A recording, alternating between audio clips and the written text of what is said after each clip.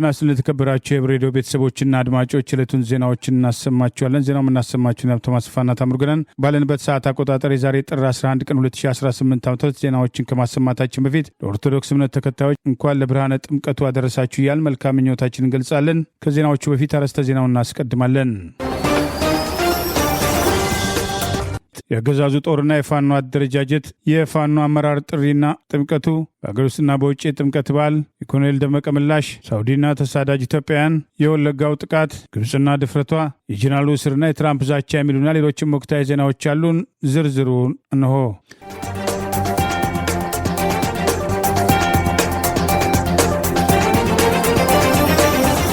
የአማራ ፋኖ ብሔራዊ ንቅናቄ መመስረት የአማራ ሕዝብን የህልውና ትግል ዳር ለማድረስ ወደፊትም የአማራ ሕዝብ ባለበት ቦታ ሁሉ የነጻነት ቀንዲል ሆኖ እንደሚቀጥል ጥርጥር የለኝም በማለት የጥምቀት በዓልን አስታኮ የምስራቅ አማራ ቀጠና ምኒልክ ዕዝ ምክትል ወታደራዊ አዛዥና የላስታ አሳምነው ኮር ሰብሳቢ አርበኛ ወንድሙ ማሩ ጥሪ አቀረበ።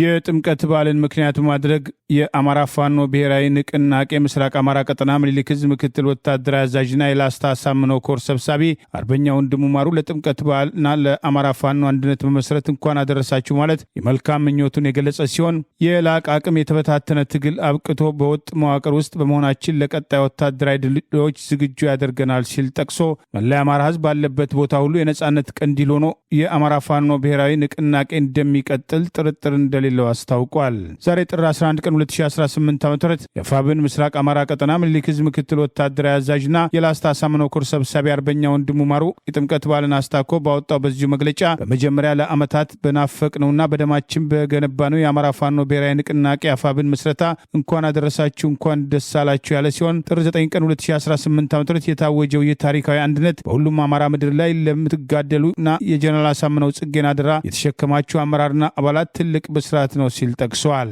የጥምቀት በዓሉን አስታኮ እንኳን አደረሳችሁ ባለበት በዚሁ መግለጫ ለሁሉም ለአማራ ፋኖ አመራርና አባላት በትግሉ ሂደት ውስጥ ያሳየኸው ጽናት፣ ቅንነትና ለህዝብ አንድነት የነበረው ቁርጠኝነት ዛሬ ለደረስንበት መሰረት ሆኗል ሲል ጠቅሷል። በመላው አማራ ምድር በከፍተኛ መስዋዕትነት ጠላትን ስታንቀጠቅጦ የቆያችሁ አመራሮችና ታጋዮች ዛሬ በአንድ ተቋም ስር መጠቅለላችን ለጠላቶቻችን የሞት ደብዳቤ፣ ለህዝባችን ደግሞ የነጻነት ቁልፍ ነው ሲል ጠቅሷል። ገና ከጥንቱ ጀምሮ ክፍለ ጦሮችና ኮሮች ሲመሰረቱ የነበራችሁን ቅንነትና ለህዝባችሁ ያሳያችሁት ፍቅር፣ ቁርጠኝነት ዛሬ ለደረስንበት ታላቅ መሰረት ሆኗል። በአማራ ምድር ላይ የጀግነት ታሪክ የሚታደሱ የአማራ ክብር ለማስመለስ በብርቱ ጽናት የቆማችሁ አመራሮችና አባላቶች በእናንተ ላይ ያለን ክብርና እምነት እጅግ የላቀ ነው ሲል ጠቅሷል። አማራውን ጨፍልቀን ቆሻሻ ሳጥን ውስጥ ከተነዋል እያለ ከፍተኛ በጀት እየመደበና የጥፋት መረብ እየዘረጋ ለሚፎክረው ለቀነጨረ ስርዓት ይህ ዛሬ ያሳየነው አንድነት የመጨረሻው የሞት ደብዳቤ ነው። በተቃራኒው ደግሞ ላለፉት ዓመታት መከራ ለገፋው በትላንት የፈጠራ ትርክት ሲሳደድና ሲታደድ ለኖረው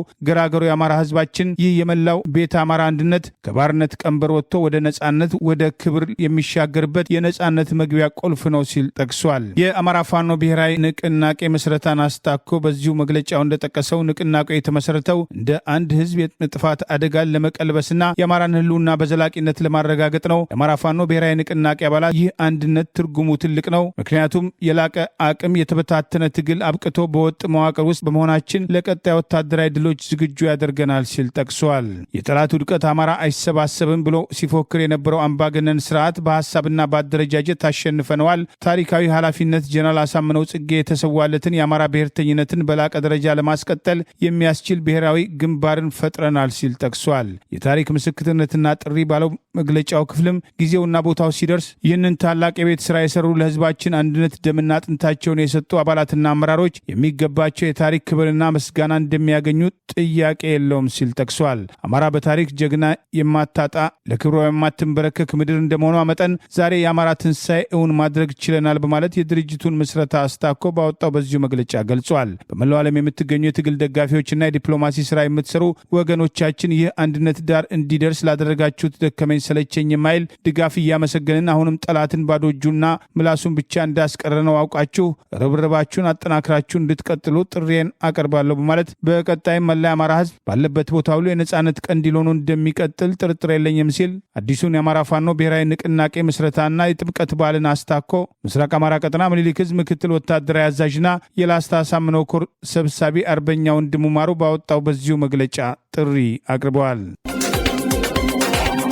የጥምቀት በዓል በዚህ ላስ ቬጋስ እና ሎስ አንጀለስ ጨምሮ በሰሜን አሜሪካ የተለያዩ አካባቢዎች በድምቀት ተከብረዋል። በአገር ቤትም በዓሉ በአዲስ አበባ ጃልሜዳ፣ በጎንደር በተለያዩ አገሪቱ አካባቢዎች ተከበረ። በኢትዮጵያ ኦርቶዶክስ ተዋሕዶ ቤተ ክርስቲያን አማኞች ዘንድ በየዓመቱ የሚከበረው የጥምቀት በዓል ዛሬ ጥር 11 ቀን 2018 ዓ ም በላስ ቬጋስ በኢትዮጵያ ኦርቶዶክስ ተዋሕዶ ቤተ ክርስቲያን ሐመረኖ ኪዳነ ምሕረት ወቅዱስ ሚካኤል ካቴድራል አስተባባሪነት በከተማው የሚገኙ አብያተ ክርስቲያናት በጋራ በኔቫዳ ዩኒቨርሲቲ ለተለያዩ አገልግሎቶች በሚውለው ታላቅ ስፍራ በደመቀ ሁኔታ ተከብረዋል። በቶማስ ኤንድ ማክስ ሴንተር በተከበረው በዚህ በዓል ላይ ከከተራ በዓሉ ጀምሮ እስከ ዛሬ ጥምቀቱ በዓል የእምነቱ ተከታዮች በታላቅ መንፈሳዊ ስነ ስርዓት በዓሉን ያከበሩ ሲሆን የላስ ቬጋስ ሜትሮፖሊስ ሸሪፍም ኢትዮጵያን ለሚያከብሩት ዓመታዊ የጥምቀት በዓል እውቅና በመስጠት ቀኑ ታስቦ እንደሚውል በፖሊስ ዲፓርትመንት ስም ያስተላለፉት ውሳኔ በስፍራው በተገኙ ተወካዮቻቸው ይፋ ሆነዋል። ይህ በእንዲህ እንዳለ በአገር ውስጥና በውጭ በሌሎችም ቦታዎች በዓሉ በደመቀ ሁኔታ ተከብረዋል። ተጨማሪ ዝርዝር አለን። የጥምቀት በዓል በአዲስ አበባ ዣን ሜዳን ጨምሮ በተለያዩ የኢትዮጵያ ከተሞች በከፍተኛ ድምቀት እየተከበረ ይገኛል። በውጭ ሀገራትም የሚገኙ የኢትዮጵያ ኦርቶዶክስ ተዋሕዶ እምነትም ተከታዮች በዓሉን በደማቅ ሁኔታ እያከበሩ መሆናቸውን ለማወቅ ተችሏል። የጌታ የኢየሱስ ክርስቶስ በዓለ ጥምቀትን በጎንደር፣ በድሬዳዋም፣ በደሴ፣ በሐዋሳና የተለያዩ የኢትዮጵያ አካባቢዎችም በተለይ በአዲስ አበባ ከተማ በዣን ሜዳ ብፁዓን ጳጳሳት፣ ካህናት፣ በሺዎች የሚቆጠሩ ምዕመናን፣ የመንግስት ባለስልጣናትና የውጭ ሀገራትም ቱሪስቶች በተገኙበትም በድምቀት እየተከበረ እንደሚገኝ ታውቋል። መቀመጫቸውን በአዲስ አበባ ከተማ ያደረጉ የሩሲያ፣ የአሜሪካ፣ የእንግሊዝ፣ የአርሜኒያ፣ የጀርመን፣ የሆላንድ፣ የስዊዝ፣ የፓኪስታን፣ የፊንላንድ፣ የሌሎችም ኤምባሲዎችም የእንኳን አደረሳችሁ መልእክታቸው ማስተላለፋቸው ታውቋል። በዚህ እንዳለም ለሃይማኖታቸው ቀናዊነት እንዳላቸው የሚነገርላቸው የሩሲያው ፕሬዝዳንት ቭላዲሚር ፑቲን የሩሲያም ኦርቶዶክስ ቤተክርስቲያን የጌታ የኢየሱስ ክርስቶስ የጥምቀት በዓልን በመታከብርበት በበረዶ በተሸፈነ ውሃ ውስጥ በጥልቀትም በመጠመቅ ፕሬዝዳንት ፑቲን የጥምቀትን በዓል አክብረዋል። ከፍተኛ ባለስልጣኖቻቸውም አጋጣሚውን በማህበራዊ ትስስር ገጻቸው አጋርተዋል። በአጭር ጊዜም የበርካታ ተመልካቾችን ትኩረት የሳበው ወይም ቫይራል የሆነውን የፕሬዝዳንት ፑቲን በዓለ ጥምቀትን መታደምን የተመለከቱት የሩሲያው ልዩ መልእክተኛ ኪሪል ዲሚትሪቭ የፕሬዝዳንት ፑቲንን ቪዲዮን በማጋራትም አንድነት በሰይጣን ላይ የተቀዳጀው ድል በማለትም አወድሰውታል። ሌሎች የማህበራዊ ትስስር ተጠቃሚዎች በበኩላቸው በሃይማኖት ሽፋን የፖለቲካ ፕሮፓጋንዳ በማለትም ያጣጣሉትም መሆኑም ተመልክቷል።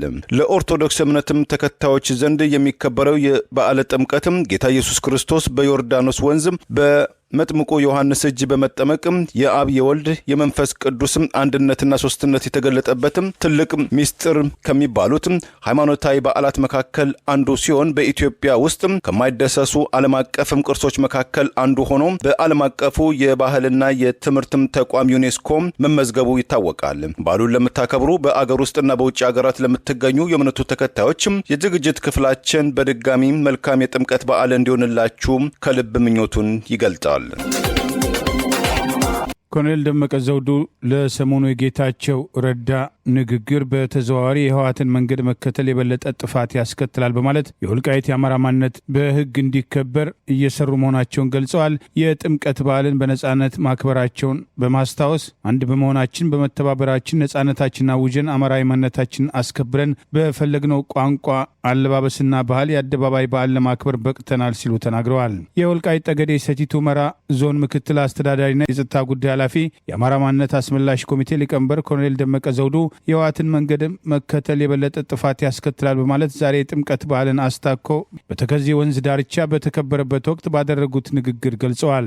ባለፈው ሳምንት በአሜሪካው አምባሳደር ኤርቪን ማሲንጋ የተመራ ልዑካን ቡድን ጌታቸው ረዳ ጭምር በተገኘበት በሁመራ ያደረገውን ቆይታ ተከትሎ በእንግሊዝኛው ዘ ሪፖርተር ጋዜጣ በወልቃይት ያለውን አስተዳደር መንግስት እንደሚያፈርስ የሰጠውን አስተያየት ተከትሎ ኮሎኔሉ ዛሬ አንዳንድ አካላት በማለት የጌታቸው ረዳን ስም ሳይጠቅሱ የህወሓትን መንገድ መከተል የበለጠ ጥፋት ያስከትላል ሲሉ አስጠንቅቀዋል።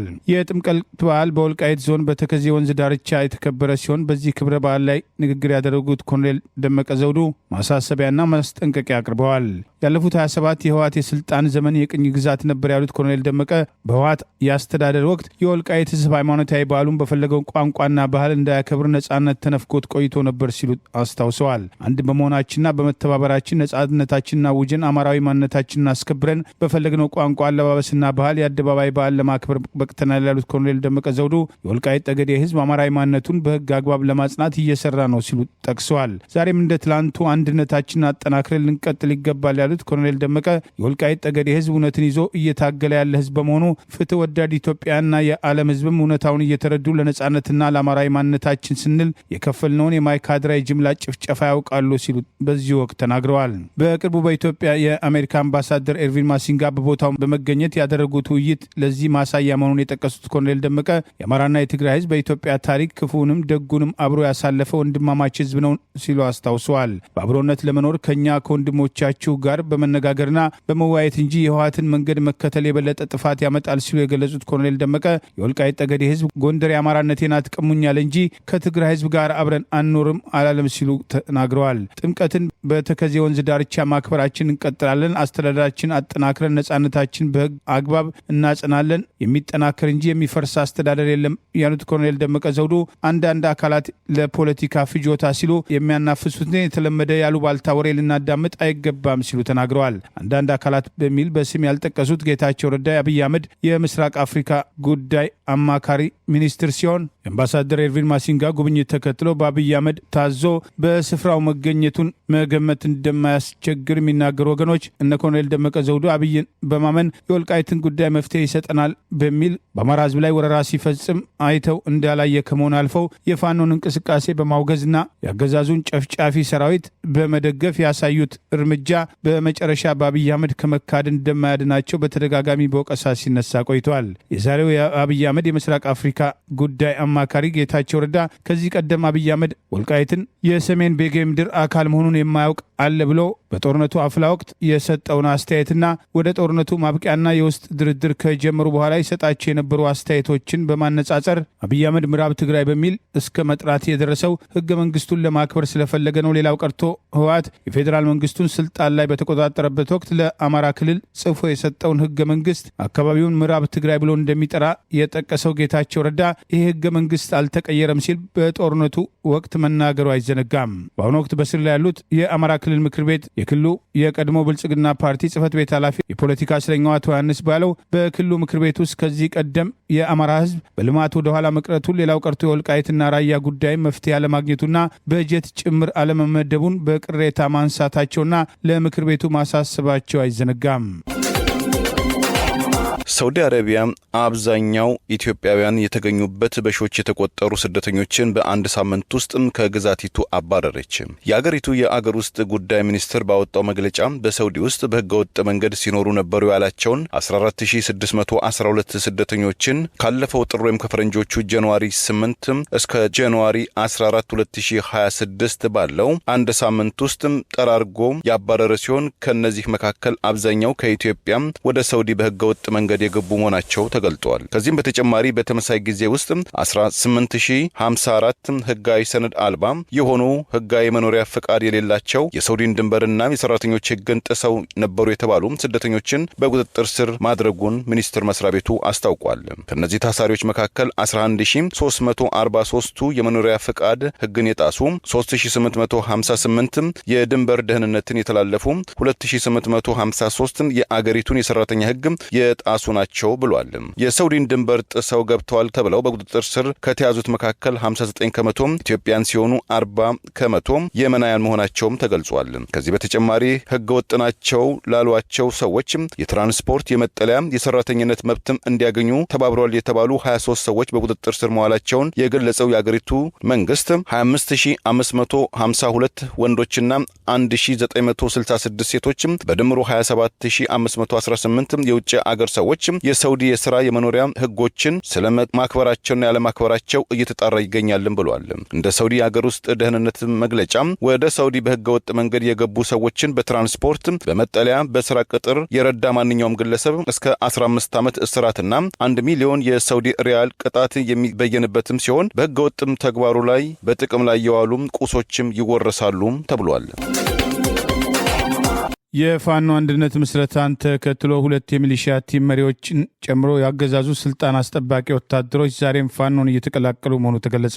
የአማራ ፋኖ ብሔራዊ ንቅናቄ ከተመሰረተም በኋላ በምዕራብ አማራ ቀጠና ቴዎድሮስ 201ኛ ኮር ህዝብ ግንኙነት ይፋ እንዳደረገው ዛሬ ሁለት ሚሊሻ ቲም መሪዎች ፋኖን መቀላቀላቸውን አስታውቋል። ቴዎድሮስ 201ኛ ኮር ዛሬ ጥር 11 ቀን 2018 ይፋ እንዳደረገው በአማራ ፋኖ አንድነት መመስረት ማግስት ወደ ጠላት የገባ የሚሊሻ መዋቅር እየፈራረሰ ይገኛል ሲል ገልጿል። ባንቴ ጌታቸው ሸበል በረንታ ወይንዬ ቀበሌ ተወላጅና አይዋ አልማው የተባሉ የሚሊሻ አባሎች በሸበል በረንታና እነማይ ወረዳ የሚሊሻ ጥምር ኃይል ቲም መሪ የነበሩ ሲሆን ራሱን የሚሊሻ ተቋም ነኝ ብሎ የሚጠራው የሌባና ዘራፊ ቡድን በማህበረሰቡ ላይ የሚሰራውን አስነዋሪ ተግባር በመጥላት አንድ ኮሪያ ክላሽና ኤስኬኤስ በመያዝ በ201ኛ ኮር ስር የሚገኘውን 64ኛ ክፍለ ጦርን መቀላቀላቸውን አስታውቋል። በተመሳሳይ 3 ያገዛዙ ወታደሮች አንድ ስናይፐርና 2 ክላሽንኮቭ መሳሪያ በመያዝ የቴዎድሮስ 109ኛ ኮር 99ኛ ክፍለ ጦርን መቀላቀላቸውን ዛሬ ጥር 11 ቀን 2018 በተጨማሪ የወጣው መረጃ ገልጿል። ደጋዳሞት መሽጎ የአማራ ህዝብን የሚጨፈጭፈውን የአብይ አህመድ ስልጣን አስጠባቂ ወራሪ ሰራዊት በመክዳት አንድ ክላሽ፣ አንድ ስናይፐር፣ 2 ክላሽ፣ 2 ጥቁር ክላሽ ከነሙሉ ተተኳሽ በመያዝ 3 ያገዛዙ ስልጣን አስጠባቂ ወታደሮች የአማራ ፋኖ ብሔራዊ ንቅናቄ ቴዎድሮስ 109ኛ ኮር 99ኛ ክፍለ ጦርን መቀላቀላቸውን እነዚህም በደው ደገፈ አንድ ስናይፐር አወል መኩሪያ፣ አንድ ጥቁር ክላሽ፣ 2 ካዝና 99 ጥይት፣ 2 ካዝና 90 ጥይት፣ ተሾመ ግርማ አንድ ማይካ ክላሽና 2 ካዝና 90 ጥይት በመያዝ ትላንት ጥር 10 ቀን 2018 ዓ.ም ከምሽቱ 11 ሰዓት ሰረገላ ማርያም የጥምቀት በዓል ታቦት ህጉን አላስወጣም በማለት ማህበረሰቡን በማወክ ላይ የነበረውን የጠላት ኃይል 99ኛ ክፍለ ጦር መብረቃዊ ጥቃት በመሰንዘር ከ5 በላይ ጠላት ኃይል ሙትና ቁስለኛ በማድረግ አንድ ክላሽንኮቭ መሳሪያ ከነሙሉ ትጥቁ መማረክ መቻሉን የ109ኛ ኮር ህዝብ ግንኙነት ዛሬ ጥር 11 ቀን 2018 ባወጣው በዚሁ መረጃ ገልጿል። በእንዲህ እንዳለ አፋብን ቴዎድሮስ 109ኛ ኮር 99ኛ ክፍለ ጦር የጥምቀት በዓልን አስታኮ እንኳን አደረሳችሁ ማለት መልካም ምኞቱን ገልጿል። በመጀመሪያ በመላው ዓለም ለምትገኙ ክርስትና እምነት ተከታዮች በሙሉ እንኳን ለብርሃነ ጥምቀቱ በሰላም አደረሳችሁ አደረሰን። ጥርጊያው ተናቀ፣ ተቀና፣ መንገዱም ተከፈተ። የዘንድሮ ጥምቀት በዓል ለአማራ ህዝብ ከመንፈሳዊ በዓልነቱ ባለፈ ለታላቅ ተስፋና ነጻነት ማብሰሪያ ነው።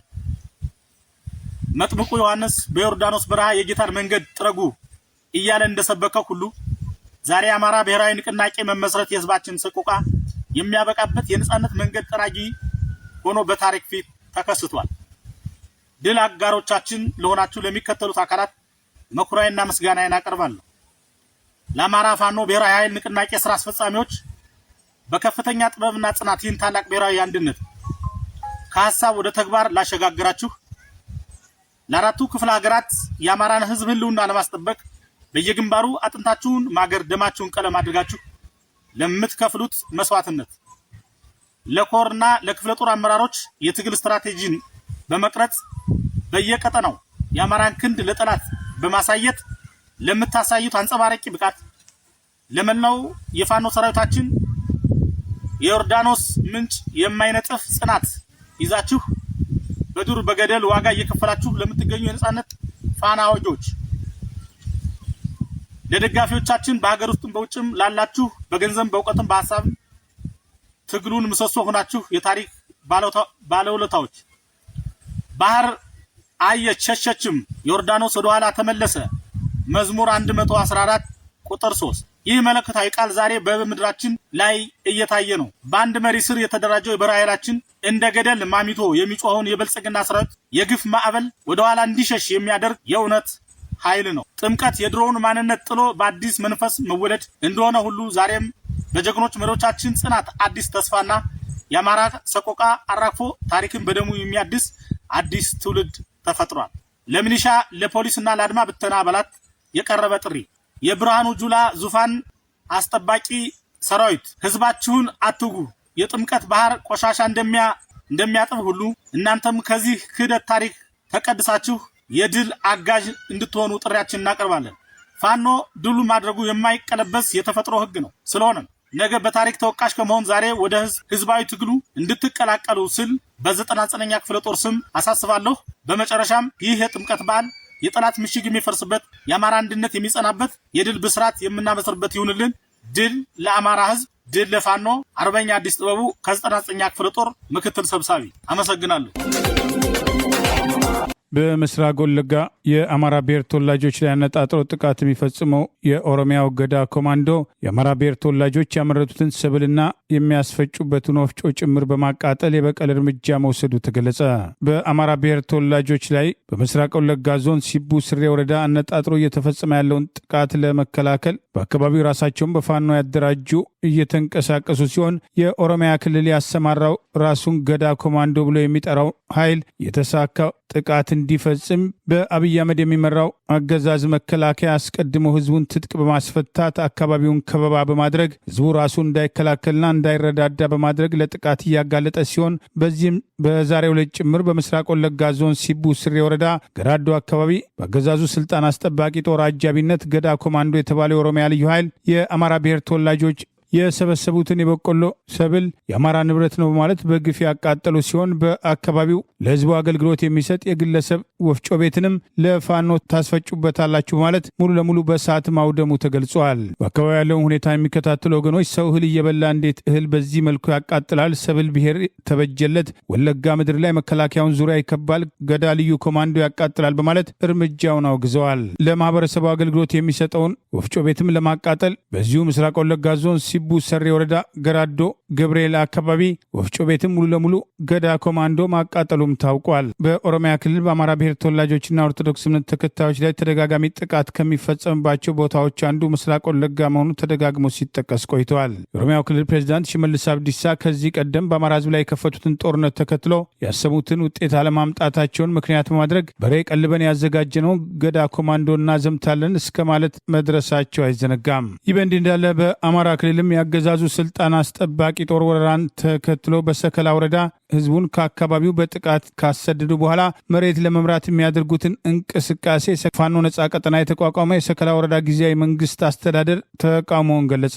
በሰከላ ወረዳ ውስጥ ባሉ ቀበሌዎች ብልጽግና መረዋለሁ የሚለውና ህዝቡ ህይወቱ አስከፊ የሆነበት 6% የሚሆን አካባቢ ብቻ መሆኑን የጠቀሰው የወረዳው ጊዜያዊ መንግስት አስተዳደር የሰከላ ወረዳ ብልጽግና ተላላኪዎች ግሺ አባይ ከተማ የቤቶች ማህበር ለመምራት እንቅስቃሴ እያደረጉ መሆኑን በውስጥ አርበኞች በኩል መረጃ እንደደረሰው ጠቅሶ የግሺ አባይ ከተማ ነዋሪ ህዝብ በስርዓቱ ጨካኝነት ምክንያት ከ70% በላይ ተፈናቅሎ በየገጠሩ ተበታትኖ ባለበት ሰዓት የይዞታ መሬቱን ያላግባብ ቢነጠቅ እንኳን ቅሬታ ማቅረብ በማይችልበት ሁኔታ ውስጥ ይዞታውን ለማሳጣት ሆን ተብሎ እየተሰራ እንደሚገኝ ጠቅሶ ድርጊቱን አውግዟል። ለአማራ ህልውና ትግል ውድ ህይወቱን ለመስጠትና በስርዓቱ ጨካኝነት ተሳደው ተፈናቅለው የወጡ በየቤቱ ማህበሩ ተደራጅተው የነበሩ የከተማ ነዋሪዎች ለመበቀል ሆን ተብሎ እየተሰራ እንደሚገኝ ጠቅሶ በዚህ ሰዓት የህዝብን ሀብት በከፍተኛ ሁኔታ ለመበዝበዝ የጨረታ ቦታ ለማስከበር ካሳ ትመና ላይም ከፍተኛ የሆነ ማጭበርበር ዘዴ መያዙን ጠቅሶ ድርጊቱን አውግዘዋል። በዚህ ግርግር የስርዓቱ ተላላኪዎች ሀብት ለማጋበዝ ሲሉ የግለሰቦችን ይዞታ መሬት ለማይመለከተው አካል በሙስና ደብተር እየሰሩ ያስረከቡት መሬት በመኖሩ በህግ ተጠይቆ ልባት ባልተሰጠበት የግለሰቦች መብት ስለሚያሳጣ የቤቶች ማህበር ምሪት መከልከሉን አስታውቋል። በዚህም ማስጠንቀቂያ መሰረት ግሺ አባይ መሪ ማዘጋጃ የሚመለከታቸው አካላት፣ የሰከላ ወረዳ መሬት አስተዳደር ጽህፈት ቤት የሚመለከታቸው አካላት፣ የቤቶች ማህበር አስተባባሪ ኮሚቴዎችና አባላት በሙሉ ማስጠንቀቂያውን ተላልፈው ቢገኙ እርምጃ እንደሚወስድ የአማራ ፋኖ ብሔራዊ ንቅናቄ ቴዎድሮስ ዕዝ 105ኛ ኮር 44ኛ ክፍለ ጦር የሰከላ ወረዳ ጊዜያዊ መንግስት አስተዳደር ባወጣው መግለጫ አስጠንቅቋል። የአሜሪካው ፕሬዚዳንት ዶናልድ ትራምፕ በአባይ ወንዝ በተለይ በታላቁ የህዳሴ ግድብ ዙሪያ የሸምጋይነት ሚና እጫወታለሁ ባሉ ማግስት ግብጽ የታላቁ ህዳሴ ግድብ ግንባታና የውሃ ሙሌት በግብጽና በሱዳን ላይ ላደረሰው ጉዳት የካሳ ክፍያ ሊሰጠኝ ይገባል ስትል አቋሟን ገለጸች። የአገሪቱ የውሃ ሀብትና መስኖ ሚኒስትር ሃኒ ሷሂሊ ትላንት እሁድ በግብጽ ሴናት ቀርበው በሰጡት ማብራሪያ በአባይ ወንዝ ላይ እንደ ህዳሴው ግድብ ያለ ግዙፍ ግንባታ ያለ ጎረቤት ሀገራት ስምምነትና በአንድ ወገን ውሳኔ ተገንብቶም አያውቅም ብለዋል። ሚኒስትሩ እንደገለጹት ግድቡ እስካሁን ባለው ሂደት ከግብጽ የ55 ቢሊዮን ሜትሪክ ኪዩቢክ ዓመታዊ የውሃ ድርሻ ላይ የ38 ቢሊዮን ሜትሪክ ኪዩቢክ ቅናሽም አስከትሏል። ይህም የውሃ መጠን መቀነስ በሀገሪቱ የውሃ ዋስትና ላይ ከፍተኛ ጫና እያሳደረ ይገኛል ብለዋል። የግብጽ ዓመታዊ የውሃ ፍላጎት 88.5 ቢሊዮን ሜትሪክ ኪዩቢክ የደረሰ ቢሆንም ሀገሪቱ የምታገኘው የተፈጥሮ ውሃ ግን 55.5 ቢሊዮን ሜትሪክ ኪዩቢክ ብቻ መሆኑን ሚኒስትሩ ሃኒም ለሴናቱም ገልጸዋል። ያለውን ክፍተትም ለመሙላት ግብጽ የ23.2 ቢሊዮን ሜትሪክ ኪዩቢክ ውሃ መልሳ ለመጠቀምና 4.8 ቢሊዮን ሜትሪክ ኪዩቢክ ውሃ በሕክምና ማጣራት ለማግኘትም እየተገደደች እንደምትገኝም ሚኒስትሩ አክለዋል። በግብጽ የአንድ ሰው ዓመታዊ የውሃ ድርሻም ወደ 500 ሜትር ኪዩቢክ ዝቅ ማለቱን የጠቀሱትም ሚኒስትሩ ይህም ከዓለም አቀፍ የውሃ ደህንነት ወለል 1000 ሜትር ኪዩቢክ በግማሽ ያነሰ መሆኑን አሳሳቢ ደረጃ ላይም ደርሰናልም ሲሉ ተናግረዋል። ባለፈው መስከረም በይፋም ተመርቆ ስራ የጀመረው የታላቁ የህዳሴ ግድብ 74 ቢሊዮን ሜትር ኪዩቢክ ውሃ የመያዝ አቅም ያለው ሲሆን በውስጡም 13 ተርባይነሮችም የተገጠሙለትና ግድቡን በሱዳን ላይ ተጽዕኖ ማሳደሩን የጠቀሰው የሀገሪቱ ዘገባ ባለፈው ጥቅምት 2025 የአውሮፓ አቆጣጠር የግድቡ የውሃ መልቀቂያ በሮች ሲከፈቱ በሱዳን የፎርሴርስ ወንዝ አካባቢ የጎርፍ መጥለቅለቅ ማስከተሉን እንደማሳያም አቀርበዋል። የግብጽ የውሃና የመስኖ ሚኒስትሩ ይህንን የካሳ ሰጠን ጥያቄ ያቀረቡት የአሜሪካው ፕሬዝዳንት ዶናልድ ትራምፕ በጉዳዩ ላይ ዳግም ጣልቃ ለመግባት ፍላጎት ባሳዩበት ማግስት መሆኑ አነጋጋሪ ነውም ተብሏል። ኢትዮጵያ በበኩሏም የታላቁ የህዳሴ ግድብ የታችኛው የተፋሰስ ሀገራት ላይ ጉዳት እንደማያደርስ ፕሮጀክቱ ለቀጠናው የኤሌክትሪክ ኃይል አቅርቦትና ለጋራ ልማት ፋይዳው የላቀ መሆኑን በተደጋጋሚ መግለጿም የሚታወስ ነው። በግንቦት ወር ይካሄዳል የተባለውን የይስሙላ ምርጫ ተከትሎ የደቡብ ኢትዮጵያ ክልል ብልጽግና ፓርቲ ፈተና ይሆኑብኛል ያላቸውን ተፎካካሪ የተባሉ ፓርቲዎችን በተመለከተ ጥናት እንዲደረግ ትዕዛዝ መስጠቱን አፈትልኮ የወጣው መረጃ ገለጸ። በኢትዮጵያ 7ኛ ሀገራዊ ምርጫ ማካሄድ የሚያስችል ሁኔታ የለም። የእርስ በርስ ጦርነት እየተካሄደ ባለበት፣ በርካታ የህሊናና የፖለቲካ እስረኞች ታስረው በሚገኙበት ሀገራዊ ምርጫ ማካሄድ የሚያስችል አውድ የለም የሚሉ ተቃውሞዎች ያሉ ቢሆንም ገዢው ብልጽግና ፓርቲ ብቻውን ሮጦ ያሸንፍበታል የተባለው ምርጫ ተከትሎ ከወዲሁ ስጋቱን የሚያሳዩ መረጃዎች ከደቡብ ኢትዮጵያ ክልል ብቅ ብለዋል። ተፎካካሪ ይላቸው የነበሩ ፓርቲዎችን ስጋት ናቸው፣ ጥናት ይደረግ በሚል ትዕዛዝ መስጠቱ ታውቋል። ደብሊዩቲ ሚዲያ የደቡብ ኢትዮጵያ ክልል ብልጽግና ፓርቲ በመጪው ምርጫ ፈተና የሚሆኑብኝ ያላቸው ተፎካካሪ የሚዲያ ተጽዕኖ ለመለየት ከፍተኛ ጥናት እያደረገ ስለመሆኑ አፈትልኮ የወጣ ሰነድ መሰረት አድርጎ ባወጣው ዘገባ ጠቅሷል። የደቡብ ኢትዮጵያ ክልል ገዢ ፓርቲ ብልጽግና በመጪው 7ኛ ሀገራዊ ምርጫ ሊገጥሙኝ ይችላሉ ያላቸውን ተግዳሮቶች ለመለየትና ለመከላከል የሚያስችል ጥብቅ መመሪያ ለሁሉም የፓርቲው የሚዲያና ኮሚኒኬሽን ዘርፍ ማውረዱን ከአስተማማኝ ምንጮች ማግኘቱን ይኸው ዘገባ ጠቅሷል። አፈትልኮ የደረሰው ይኸው መረጃ ፓርቲው በክልሉ ውስጥ የሚንቀሳቀሱ ተፎካካሪ የፖለቲካ ፓርቲዎችን አቅም፣ የሚዲያ አጠቃቀምና ማህበራዊ ሚዲያ ላይ ያላቸውን ተጽዕኖ በዝርዝር እንዲለይ ትዕዛዝ የሰጠ ሲሆን የክልሉ ብልጽግና ጽህፈት ቤት ለታችኛው መዋቅር ባወረደው መጠይቅ በየዞኑ በየከተማ አስተዳደሩ የሚንቀሳቀሱ ሀገር አቀፍና ክልላዊ ፓርቲዎች ስንት እንደሆኑ ስማቸው በዝርዝር ተለይቶ እንዲላክ፣ ይህ ተግባር በመጪው ምርጫ ለገዢው ፓርቲ ፈተና ሊሆኑ የሚችሉ ድርጅቶችን ቀድሞ ለመለየት ያለ መሆኑንም ጠቅሰዋል። በመደበኛ መገናኛ ብዙሃን ሬዲዮ፣ ቴሌቪዥንና ጋዜጣ በንቃት የሚንቀሳቀሱ ፓርቲዎች እንዲለዩ፣ በማህበራዊ ሚዲያ በፌስቡክ፣ ዩቱብ፣ ቲክቶክ እና ኤክስ በንቃት የሚጠቀሙና በምርጫ ወቅት ፈተና ሊሆኑ የሚችሉ ፓርቲዎች ስም ዝርዝር እንዲላክለት ጭምር ይኸው በሚስጥር የታዘዘ የተጋለጠ ሰነድ ጠቅሰዋል። በተለይም በዚሁ ሰነድ ገዢው ፓርቲ በየደረጃው ያለው የሚዲያና ኮሚኒኬሽን አቅም ከተፎካካሪ ፓርቲዎች አንጻር በምን ደረጃ ላይ እንደሚገኝ፣ በጣም የተሻለ፣ መካከለኛ ወይስ በጣም ደካማ በማለት የግምገማ መስፈርት ያስቀመጠ ሲሆን ለግምገማው ዝርዝር ምክንያት እንዲቀርብም መመሪያ መስጠቱ ታውቋል። በተለይ ማህበራዊ ሚዲያን በንቃት የሚጠቀሙ ፓርቲዎችና ግለሰቦች ለመለየት ሞከሩ በመጪው ጊዜ በማህበራዊ ሚዲያ አንቂዎችና ተቃዋሚዎች ላይ ጥብቅ ቁጥጥር ወይም የዲጂታል ዘመቻ ሊከፈት እንደሚችል አመላካች መሆኑን የገዢው ብልጽግና ፓርቲ ምርጫውን ገለልተኛና ፍትሐዊ እናደርጋለን የሚለው የስሙላ ቅስቀሳ በውስጥ መመሪያና ተግባሩ ጭምር ከወዲሁ መጋለጥ መጀመሩን መረጃውን ተከትሎ አስተያየቶች መውጣት ጀምረዋል። በቀጣዩ ግንቦት 24 ቀን 2018 ዓ.ም 7ኛው ሀገራዊ ምርጫን አካሄዳለሁ በሚል በአብይ አህመድ አገዛዝ ቁጥጥር ስር ያለው ምርጫ ቦርድ ይፋ ያደረገ ቢሆንም በሀገሪቱ ነጻና ገለልተኛ ምርጫ ማካሄድ የሚያስችል ሁኔታ ባለመኖሩ የሀገሪቱን ሀብት በምርጫ ስም ማባከን ተገቢ ያለመሆኑና ምርጫው ነጻና ዲሞክራሲያዊ እንዲሆን አስቀድሞ ምርጫ ቦርድ ነጻና ገለልተኛ ሆኖ መዋቀር እንዳለበት፣ በአሁኑ ወቅት በስር ላይ የሚገኙ የህሊናና የፖለቲካ እስረኞች እንዲፈቱ በአብይ አህመድ የሚመራው ገዢው ብልጽግና ፓርቲ ህግና ስርዓትን ለማክበር አስቀድሞ መዘጋጀት እንዳለበትና የጸጥታ ኃይሉ ከገዢው ብልጽግና ፓርቲ ጉዳይ አስፈጻሚነት በመውጣት ገለልተኛ መሆን፣ በአገሪቱ እየተካሄደ ያለው እርስ በርስ ጦርነት መቆም በዋነኛነት በቅድሚያ ሊሰሩ የሚገባቸው ስራዎች መሆናቸው ተደጋግሞ ሲጠቀስ ቆይተዋል። የአብይ አገዛዝ ጉዳይ አስፈጻሚ የሆነው ሀገራዊ ምክክር ኮሚሽንም በዚህ ወር አጠቃላይ ጉባኤ ያደርጋለሁ በሚል ከምርጫው በፊት የገዢው ብልጽግና ፓርቲን ፍላጎት ለማሳካት እየተንቀሳቀሰ ሲሆን ምርጫ ቦርድም ይህንኑ ተልዕኮ ለማስፈጸም ለመፈጸም ተዘጋጅቷል በሚል ወቀሳ ሲቀርብበት ቆይተዋል። ይህ በእንዲህ እንዳለ የገዢው ብልጽግና ፓርቲ በምን ሞራሉ ነው ለምርጫ የሚቀርበው? እውነተኛ ምርጫ ከተካሄደ ብልጽግና የራሱ አባላት እንኳን አይመርጡትም በማለት ሁሉም ኢትዮጵያ ሀገሩን ለማዳን ቁርጠኛ ነው ሲል የኢትዮጵያ ሕዝብ አብዮታዊ ፓርቲ ኢህአፓ ዛሬ በማህበራዊ ገጹ ላይ ባሰፈረው መልእክት ገልጸዋል። የዓለም ኖቤል ሽልማትን ለማግኘት ከፍተኛ ምኞት ያላቸው ነገር ግን እስካሁን ድረስም ጆሮ ዳባ ልበስ የተባሉት የአሜሪካው ፕሬዝዳንት ዶናልድ ትራምፕም ከዚህ በኋላም ስለ ሰላም ዴንታም እንደማይሰጣቸው ዛቱ። የኖቤል ሽልማት ሰጪው ኮሚቴ ግን በበኩሉም ሽልማቱ ለሰዎች ተላልፎ አይሰጥም አሊያም አይሰረዝም ሲል አቋሙን ገለጸ። ለኖርዌይ ጠቅላይ ሚኒስትር ጆናስም ክሪስቶርን ቀጥተኛ ደብዳቤ ላኩት የአሜሪካው ፕሬዝዳንት ዶናልድ ትራምፕ እኔ ከዚህ ቀደም ከ8 በላይ ጦርነቶችን በዓለም ላይ በማስቆ የእርስዎ መንግስት ማለትም የኖርዌይ መንግስት የዓለም ሰላም ሽልማትን እንድቀበልም ጫናም ባለማድረጉ ከዚህ በኋላም ስለ ሰላም ብቻ ሙሉ በሙሉ ተገዢ የምሆንበት አጋጣሚ ያለ አይመስለኝም። ከዚህ በኋላም የኔ ዋነኛ ትኩረት የአሜሪካ ፍላጎትን ማስቀደምና ቅድሚያ ለአሜሪካ ፖሊሲ ብቻ ላይ ነው ብለዋል።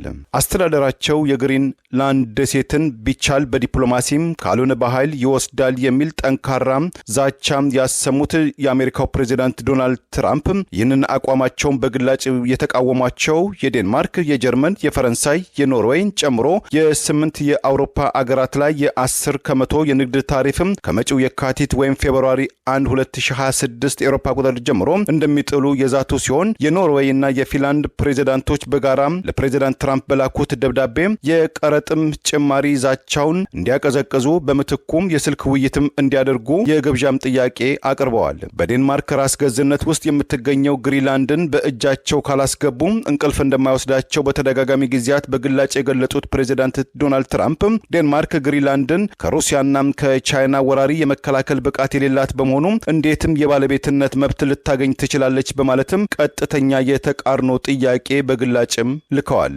ግሪንላንድ ደህንነት ሙሉ በሙሉ ካልተጠበቀ ዓለማችን ሰላም የላትም ያሉት ፕሬዝዳንት ዶናልድ ትራምፕ ባለፈው ዓመት የዓለም ኖቤል ሽልማት ለማግኘት ከፍተኛ ጉጉት ቢኖራቸውም የኖቤል ሽልማቱ ለቬንዙዌላ የተቋሚ መሪ ማሪያ ኮሬና ማቹዳ ተሰጥቷል። የቬንዙዌላም ተቋሚ መሪ ማሪያ ባልተለመደ መልኩ ባለፈው ሳምንት ይህንን የወርቅ ሜዳሊያም ሽልማታቸው ለፕሬዝዳንት ዶናልድ ትራምፕ ከዋይት ሃውስ ድረስ በመጓዝ ለፕሬዝዳንት ዶናልድ ትራምፕ የክብር መግለጫ ይሁንልኝ በማለትም በግላጭ በረከትነትም ሰጥተዋል። የኖርዌይ ጠቅላይ ሚኒስትር ስቶር ዛሬ ለፕሬዝዳንት ዶናልድ ትራምፕ በላኩት ደብዳቤ በተደጋጋሚ ጊዜያት እንደነገርኩትም እርሶም ያውቃሉ ብዬ እንደምገምተው የኖቤል ሽልማቱ የሚሰጠው በግልና በገለልተኛ ተቋም ምርጫ እንጂ በኖርዌይ መንግስት ግፊትና ጫና አይደለም በማለትም በድጋሚ የመንግስታቸውን አቋም ለፕሬዝዳንት ትራምፕም ገልጸዋል። በስዊድናዊ የኢንዱስትሪ ባለቤትም አልፈርድ ኖቤል ስም የተሰየመው የኖቤል ሽልማትም ሰጪው ድርጅት በበኩሉም ባወጣው መግለጫ የኖቤል ሽልማትም ከተሸላሚው በቀር ለሌላ ተሻግሮ አይሰጥም ወይም ሽልማቱ አንዴም ከተሰጠ አይሰረዝም በማለትም በፕሬዝዳንት ዶናልድ ትራምፕ ጉጉት ላይ ቀዝቃዛ ውሃም ቸልሷል። በትግራይ ከጠላት ጋር አብሯል፣ የሰራዊቱን ወታደራዊ እንቅስቃሴ ገድቧል በሚል ከዓመት በፊት ከኃላፊነቱ የተነሳ የአርሚ 15 አዛዥ ብርጋዴር ጀነራል ጉሽ እስርን ተከትሎ መሪዎች በተቃራኒ የተሰለፈው የነጌታቸው ረዳ ቡድን ተቃውሞ ማቅረብ ጀምረዋል። የትግራይ ጸጥታ ኃይል የሚባለው የቀድሞ የአርሚ 15 አዛዥ ብርጋዴር ጀነራል ጉሽ ገብረ ሰሞኑን በቁጥጥር ስር የዋለው ከጠላት ጋር ግንኙነት አድርጓል፣ በተደጋጋሚ የተሰጠውን መመሪያ አልተቀበለም፣ የሰራዊቱን እንቅስቃሴ ተቃውሟል በሚል በጦር ፍርድ ቤት ጉዳዩ እንደሚታይ የሚያረጋግጥ መረጃ ጠቅሶ ቢቢሲ የዘገበ ሲሆን የቀድሞ ህወሓት አመራርና በአሁኑ ወቅት ከህወሓት በተቃራኒ የተሰለፈው የነጌታቸው ረዳ ቡድን እስሩን በመቃወም ጥያቄ ማቅረብ ጀምረዋል። የብርጋዴር ጀነራል ጎሽ ገብረን እስር አስታኮ ስለዚህም ታስሯል በማለት መረጃውን አንድ ከፍተኛ የሰራዊቱ አዛዥ መናገሩን ጠቅሶ ቢቢሲ ዘግቧል። ብርጋዴር ጀነራል ጉሽ ህወሓትን ያካሄደውን ጠቅላላ ጉባኤ የሚደግፉትን በነጌታቸው ረዳ ይመራ የነበረውን የትግራይ ጊዜያዊ አስተዳደር ለውጥ እንዲደረግበት የጠየቁትን የክልሉ ታጣቂ ኃይሎች አዛዦችን በመቃወሙ ከኮር በላይ የሚባሉትን አዛዦች የተቃውሞ ብርጋዴር ጀነራሉ ካለፈው ዓመት ጥር ጀምሮ ከሰራዊቱ ታግዶ መቆየቱንም ይኸው መረጃ ጠቅሷል። የክልሉ ሰላምና ጸጥታ ቢሮ ትላንት ማታ በማህበራዊ ገጹ ባወጣው መግለጫ የሥነ ምግባርና ሕግ ጥሰት ፈጽሟል ባላቸው አባላት ላይ ሕጋዊ እርምጃ ሲወስድ መቆየቱን አስታውሶ በስም ያልጠቀሳቸው አንዳንድ ወታደራዊ አመራሮች የወታደሩን ሕግና አሰራር በመጣስ ባልተገባ ድርጊት ውስጥ እየተሳተፉ መሆናቸው ታውቋል ሲል ከሷል። ጌታቸው ረዳ በኤክስ ማህበራዊ ገጹ ባሰፈረው ጽሑፍ የኮማንደሩን እስራት የተቃወመ ሲሆን ስለ ጉሽ መታፈን ብዙ ማለት አልፈልግም በማለት በጦርነት ወቅት ታምር ሰርቷል ሲል ለማወደስ ሞክረዋል። ጌታቸው ረዳ ከዓመት በፊት ከኃላፊነቱ የተነሳ ሰው ምን አጠፋ? ከጠላት ጋር ግንኙነት መፍጠር ማለትስ ምንድን ነው? በማለት ጉሽና አጋሮቹ መርህን ስለተከተሉ ብቻ ለዚህ ተዳርገዋል ሲል ተቃውሟል። መታሰር የሚገባቸው ሌቦች በህግ ስም ጀግኖችን የሚያፍኑባት ትግራይ ከህልውናዋ ጸር የቆመች ናት። ለትግራይ የሚቆረቆር ሁሉ ቀጣፊዎቹን መቃወም አለበት ማለት አዲስ አበባ የሚገኘው ጌታቸው ረዳ በትግራይ የተወሰደውን የእስር እርምጃ ተቃውሞ አስተያየቱን አስፍረዋል። የክልሉ ሰላምና ጸጥታ ቢሮ መግለጫ በተደጋጋሚ ተፈጽመዋል ያላቸውን ስህተቶች ውስጣዊ ሰላምን ለማወክ መስራት፣ በወታደሮችና በአመራሩ መካከል ያለውን እምነት ለመሸርሸር መሞከርና ወታደራዊ ኃይሉ ስልጠና እንዳያደርግ እንዲሁም ለተልእኮ እንዳይዘጋጅ ማወክ መሆኑን ጠቅሶ ብርጋዴር ጀነራል ጉሽ በትግራይ ጸጥታ ኃይሎች በቁጥጥር ስር የዋለው በዚህ ምክንያት መሆኑንም የቢቢሲ ዘገባ ጠቅሷል። ጉዳዩ በሰራዊቱ ህገ ደንብ መሰረት በወታደራዊ ፍርድ ቤት የሚታይ ይሆናል በማለት ምንጮቹ እንደገለጹለት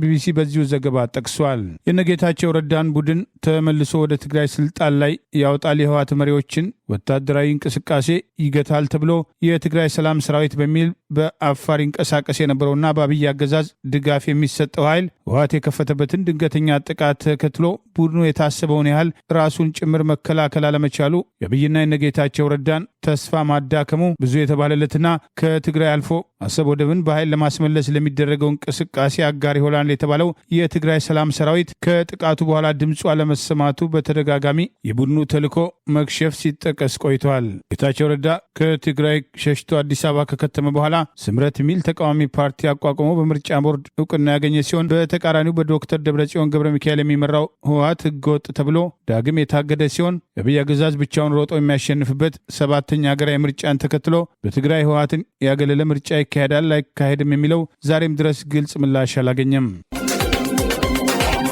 ምዕራብ አፍሪካዊቷ ሴኔጋል የዘንድሮውን የአፍሪካ አህጉር እግር ኳስ ውድድርን አስገራሚ በሆነ ሁኔታ በማሸነፏም ዛሬ በመላው ሴኔጋል ከደሞዝ ክፍያ ጋር ብሔራዊ ቀን ታወጀ።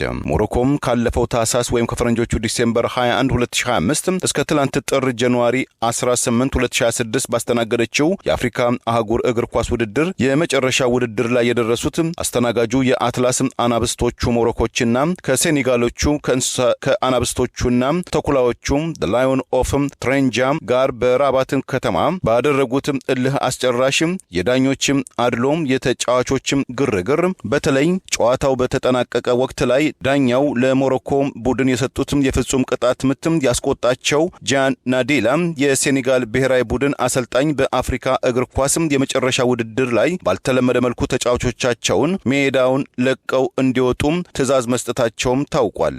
የደጋፊዎች አምባጓሮ የጸጥታ ኃይሎች ጣልቃ ገብነት ታክሎበት ሞሮኮች ወሳኝ የሆነችውን ፍጹም ቅጣት ምት በአግባቡ ባለመጠቀማቸው ለማድሪድ ክለብ የሚጫወተው በርንሌስ ዳያዝ ለሴኔጋሉ ግብ ጠባቂ ኤድዋርድ ማንዴዝ በቀላሉ ኳሲቱን በመስጠቱ የሞሮኮን ህልም አጨልሟታል። ለ90 ደቂቃ 0-0 የወጡት ሞሮኮና ሴኔጋል አሸናፊውን ለመለየት ተጨማሪ 30 ደቂቃ የተሰጣቸው ሲሆን ውድድሩ በተጀመረ በ3 ደቂቃ ውስጥ የሴኔጋሉ ፔፔም ጎኤ ባስቆጠራት ብቸኛ ግብ ውድድሩ 1-0 ተጠናቋል። ሴኔጋል ለሁለተኛ ጊዜ የአፍሪካ አህጉር የእግር ኳስ የዓመቱ ሻምፒዮና ለመሆንም በቅታለች። የአጠቃላይ የጨዋታው ሞተር ማን ኦፍ ዘ ማች የሆነው ፔፔም በዚህ ውስብስብ የመጨረሻ ዋንጫ ግጥሚያ አሸናፊ በመሆናችን በጣም ደስተኛ ነኝ። ወሳኝ የሆነችውን ግብ በማግባቴ ለኔና በተለይ ለብሔራዊ ቡድኔም ትልቅም ክብርና ኩራት ነው ብሏል።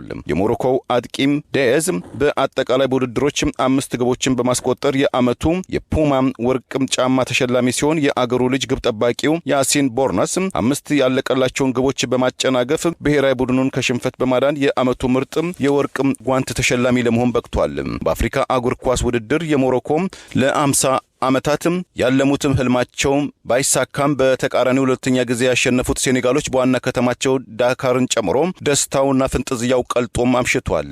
በመነጋው የአገሪቱ ፕሬዝዳንት ባሲኖ ፋዬ ዛሬ ሰኞ ደሞዝ የሚከፈልበት ነገር ግን መንግስታዊ ክብረ በዓል እንዲሆን አውጀዋል። ታሪካዊ ድል በመሆኑ ብሔራዊ ቡድናቸውን ለአገራቸው ክብር የተፋለሙ ብሔራዊ አርበኞችን ብለው ከመጥራትም በተጨማሪም ደጎስ ያለ ሽልማት እንደሚሰጧቸው ፕሬዝዳንቱ ቃል ገብተዋል።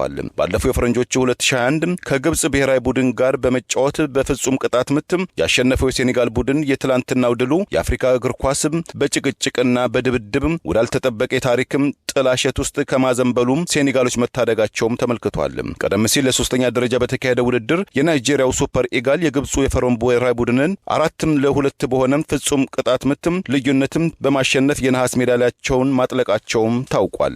ለዛሬ ያሉን ዜናዎች እነዚህ ናቸው። ዜናውን ስታደምጡ ለቆያችሁ የህብር ሬዲዮ ቤተሰቦችና አድማጮች ምስጋናችን ድረሳችሁ። የህብር ሬዲዮ ኦፊሻል ዩቲዩብ ቻናላችንን ሰብስክራይብ ያላደረጋችሁ ሰብስክራይብ በማድረግ በተጨማሪም የደውል ምልክቱን በመጫን የህብር ሬዲዮ ቤተሰብ እንድትቀላቀሉ በአክብሮት እንጋብዛለን። እንደ ወትሮ ሁሉ የህብር ሬዲዮ ቤተሰቦች ፕሮግራሞቻችንን ላይክ በማድረግ ሼር በማድረግ አስተያየቶቻችሁን በመስጠት አብሮነታችሁን ትገልጹ በአክብሮት እንጠይቃለን። በድጋሚ እናመሰግናለን። ጤና ይስጥልን። ቸር እንቆይ።